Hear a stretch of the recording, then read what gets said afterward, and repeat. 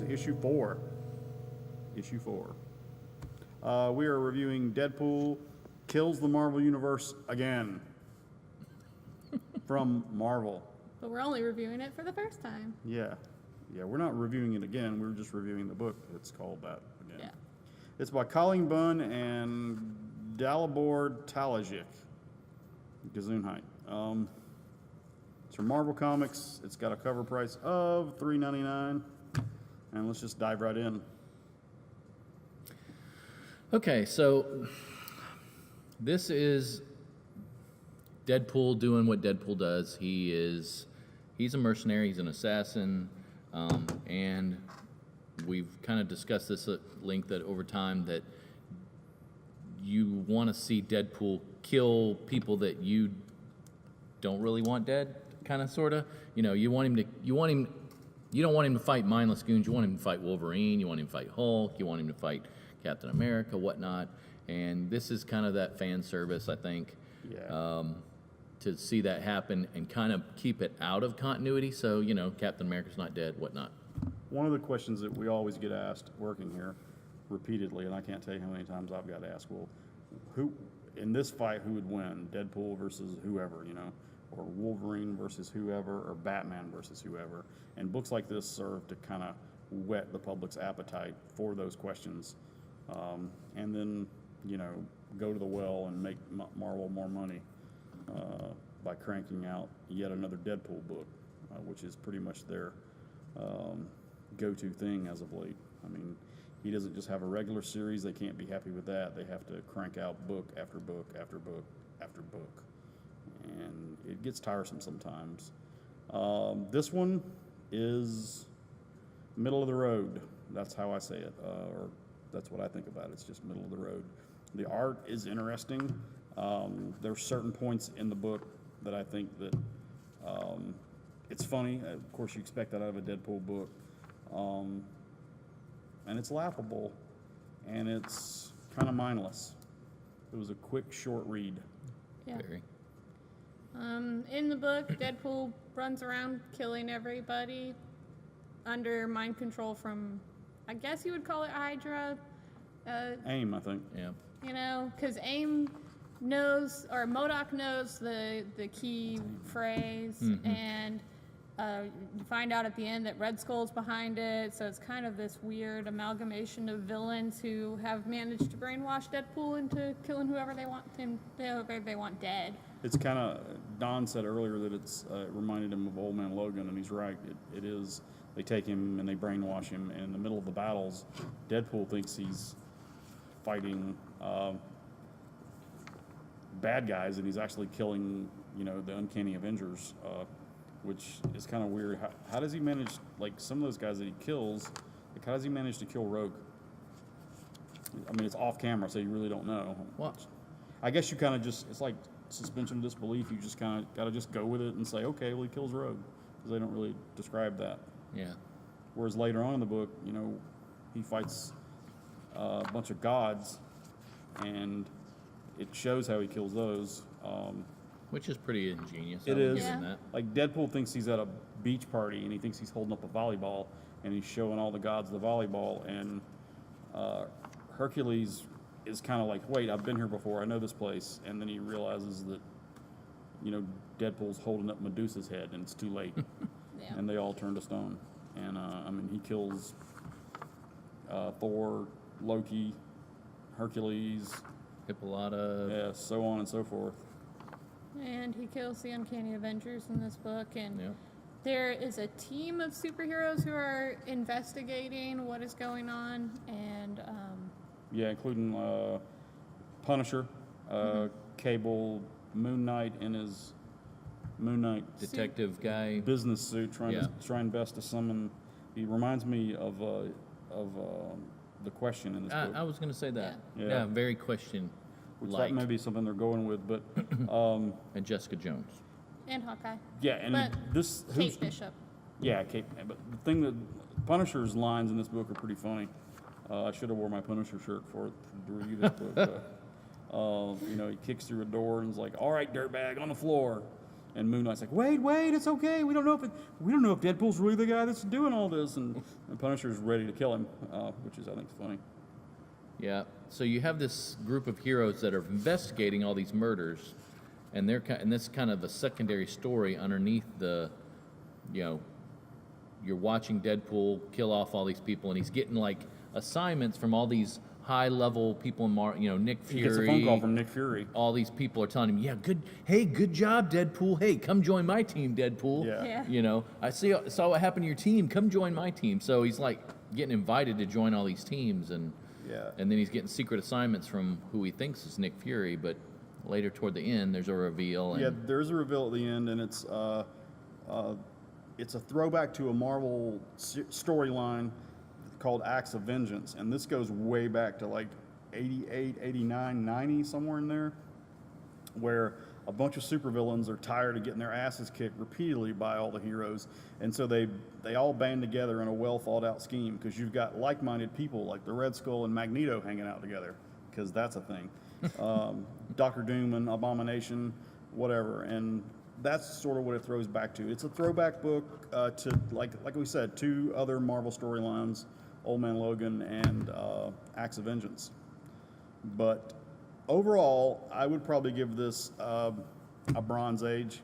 I wouldn't be disappointed if I didn't read it. And now that I've read it, I'm just like, okay, I read it. Big whoop.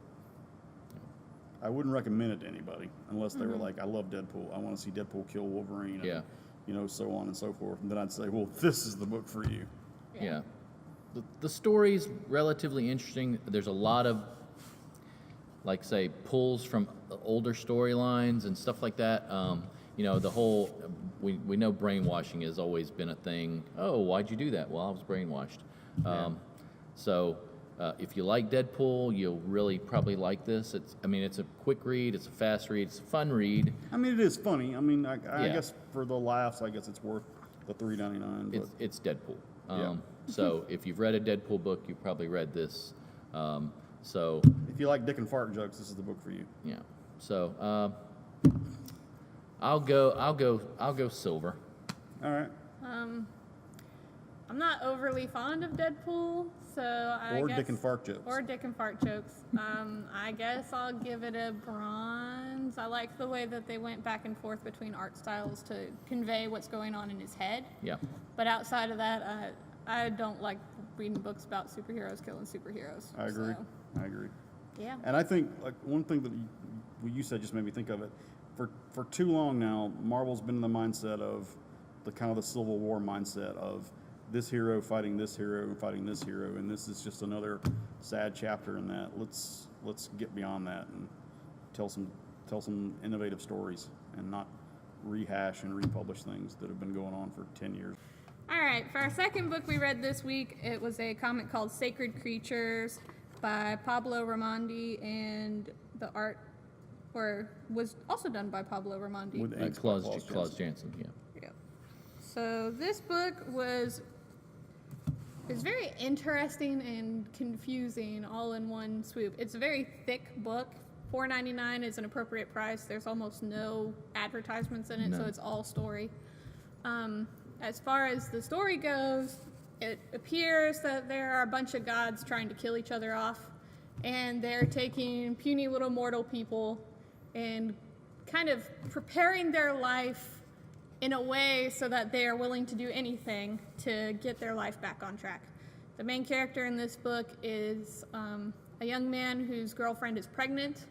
He misses his job interview. He has no job at the moment, so this is something he was really banking on. His bike gets stolen, which is his only mode of transportation in the city. He has no money, so he can't take a taxi cab places, and he's flat broke. Yep. He's flat broke. Like, it's pretty bad. And it turns out some of the people he thought were friends are actually gods or working for the gods, and they have this ability to kind of poison your mind and your mentality by a touch. Make you do things you wouldn't normally do. Mm-hmm. Yes, and so this whole story is about this kid.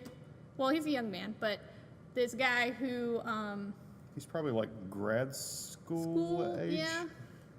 So he's probably going for his master's, I would 'Cause- think, because he's going for a curator job, which you Yeah. have to have like a bachelor's for anyway. Usually, yeah. But he is convinced to murder someone, and at the end of the book, you find out that it's a god, but she kind of looks like an angel, so it's kind of confusing in that aspect. Because Like I don't he- know as much about the mythology. The main as y'all do. character starts encountering all these gods, and every god he encounters tempts him in a way, and he ends up striking a deal with one of them to murder somebody to get his life back on track. And that's the weird part about it, is obviously it doesn't state it, but there must be some sort of power in their temptation, because he really doesn't second guess very much at all. He just goes forward and does it, and he does things that are totally out of his character, which derail his life, and I think that allows him to be preyed on by these gods even more. Right. There's no real, you don't really know who these gods are. In fact, at one point it states that myths are all based, some writers theorize that there might be based on, one succinct myth that has sprouted out and, got divergent. And so it sort of states that. It talks about, it's kind of like the Hero with 1,000 Faces by Joseph Campbell. It talks about that somewhere in the book. And, the book it starts out and it goes back and forth in the timeline of the book, which is, I never like that, because it's kind of overdone when it's done, and it's a little jumbly. It makes the story more sporadic, but I don't know if it would have worked in a linear. Yeah, the book is very busy, and as you're reading it, like I said, it jumps around. It does the whole Pulp Fiction thing. Yep. It starts out, you got the main character standing there with a bloody dagger in his hand, actually, it starts out with The family reunion. the family reunion of the deities, and then it jumps to the characters Josh and what's going on with him, and back and forth, and it kind of flips. I have to start over and tell you how the story starts, and kind of thing, and it does that number, and so as he goes, and it almost seems like he's the linchpin in some sort of greater design, and I think Each flashback is, I think until it starts going forward in time, it gets longer, 30 minutes to 8 days to, Yeah. A month. so. Obviously, this is the beginning of a longer story, but already the book's probably 32 pages of full story. It's more than that. I mean, it is thick. It's thick. It might be 40 48 pages. pages. It is. I mean, look at it. I mean, it's the Deadpool book we reviewed earlier. It's half of the book is twice the size of the Deadpool book for only $1 more. Yeah. I mean, that right there is pretty impressive. It's a good value, Definitely. and the story is it's pretty good. It's busy, but there's a lot going on, and I think they're trying to introduce a lot. Which is probably why it's massively sized, because Right. there's a lot of info in this book, and it's good, but it feels crammed in there, Yeah, and each of the gods in the story that are kind of preparing this guy to kill people or kill the other god gets its own spotlight, so you kind of Yep. get a feel for what they are and what they represent. Their power set kind of thing. Who was your favorite, or favorites kind of, because none of the gods they're not, like, I look at it and I walked away going, God, these guys are dicks. Well, it's kind of like Who's your favorite? well, I was gonna say before I do that, Oh. I haven't read. There's a comic now called American Gods. This kind of feels like Okay. it's somebody else's attempt at American Gods. American Gods, all the gods they're not good No. people. Well, no, I they're mean, they're if very you- self-serving, and Yeah, and if you read Greek mythology, well, when you're a kid and you read Greek mythology, you're just like, okay, whatever. But if you read them later on as you're an adult, and some of the things they do, they're dicks. Yeah. they're not. But I would probably have to go with the love goddess kind of thing. Yeah, that was She was not comical, but what she does, Her it's kind of out actions- of. She does things out of spite. It's really Oh, yeah. sad what happens to the main character is Josh, right? Yeah. Yeah. It's really sad what happens to him because he gets tempted, and That's the perfect. I mean, that's the actual, real, solid example of temptation. He goes, "Wow, you're gorgeous, you're beautiful," and she goes, Oh, not me. "No, this girl is gorgeous and beautiful, and you she's not- want to be with her." Right, and the person that the goddess picks for him is not something that, you know, I think on his worst day he would have ever tried to pick up at a bar, and he ends up, she flat out tells him, well, you're going to drink another drink, and then you're going to leave here, and you guys are going to go out in the alleyway and take care of business, and in the morning you're going to remember everything, and he does, and it, you know, his life from that starts to kind of spiral out of control, which Right. allows him more culpable or susceptible to their temptations. And then to top it all off, when he goes home, he's, you know, he reeks of alcohol, and he's got lipstick On his collar, on his and he collar. gets caught by his pregnant girlfriend. Yeah, because she came home early from her vacation that she Because went like he slept for how many days? 8 days. 8 days. 8 days he slept because, you know, one of the gods, like, Time or death, or I don't know. I don't know what she they is. don't name them. I mean, they name them, they give them names, but They don't you know, they don't- tell you who I they're mean, supposed some to of them, be. obviously, the lust goddess is reminiscent of Aphrodite, but, you know, they never give them any names that we would know, at least Right. not yet. And the kid almost seems like War in a way, because he's the one that can get people to fight over anything. And it's Yeah. weird Yeah, to have yeah. like a little child. That would be my second favorite, because he's like, "Hey, I can fix this," and his two cronies are fighting over a Rubik's cube. Yeah. I mean, almost killing each other for this stupid Rubik's Yes. cube. Every time he touches one of these gods, something happens to him. Like the first one he meets is like, she looks like Grandma Death from Donnie Darko, and that's what kind of puts him to sleep or makes him sleepy. And he Right. sleeps for 8 days. But I think she shakes his hand, and then his hand like breaks out with like black veins. Yeah, which- that's another thing. As he interacts with these, he starts transitioning. His physical form starts changing, and he becomes pale, and Yeah. there's these black spider veins all over. But nobody else. Either the people in his life don't see it, or they're just. They just tell him, you look like hell, but no one says, hey, you have black lines running over your body. Well- Maybe they can't see it. One of the people that he interacts with, who's a friend of his from college, who seems to be the only one who really notices. Also, I think he's a god. Yeah, well, Or that's he's what a- I'm or wondering. he's a servant of the Yeah, gods. Right, because he's because he's overly overly helpful. helpful. Yes. And like the gods at certain points through their, you know, deeds or having someone else do it, they help him out, because that's the same guy that when his bike is stolen shows up and is like, hey, I can give you a ride on my motorcycle. Right. Yeah, but he's the one that stole the bike. Well, there you Well, go. I'm fairly certain he is, because Well, he's like, def- your bike wasn't green, it he was knows red. he knows what his bike looks How like. do you know what definitely. my bike looks like? We Yeah. just started talking like yesterday. Interestingly enough, throughout the book, there are people, their faces drawn that are very reminiscent of some very famous actors. Sean Penn, Bruce Willis. yep, and then Tilda Swinton, Yep. and you know, so on and so forth.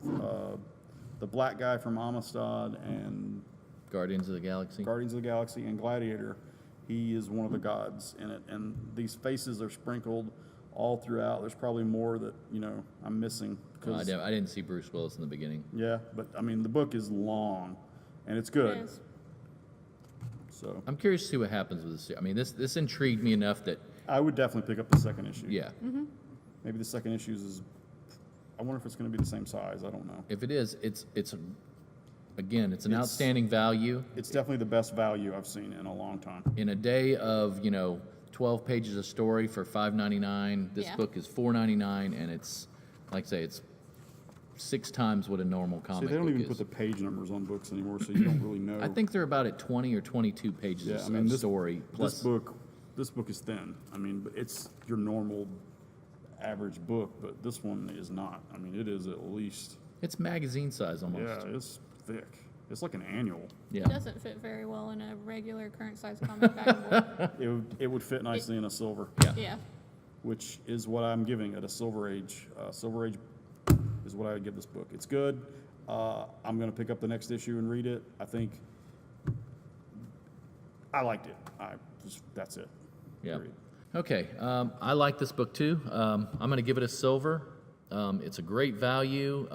It's it was good. There's a lot going on. I actually probably need to read this again and slow down and take in the art more. The art is great. It is great.